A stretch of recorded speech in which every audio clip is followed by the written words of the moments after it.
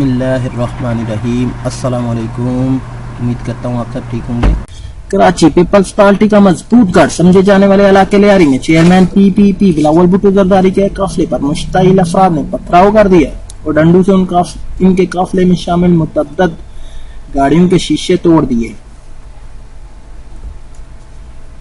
Express news के मुताबिक कराची के इलाके NA246 लियारी में पीपल पार्टी के चेयरमैन बिलावल भुट्टो जरदारी ने अपनी इंतखाबी मुहिम का आगाज कर दिया। बिलावल भुट्टो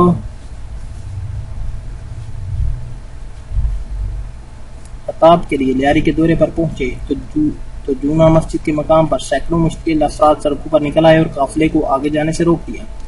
नामालूम मुश्तइल मुजाहिरीन ने बिलावल के काफिले पर हमला कर दिया और शदीद नारेबाजी की, जबकि पुलिस मोबाइल समेत मुतअद्दिद गाड़ियों के शीशे भी तोड़ दिए गए।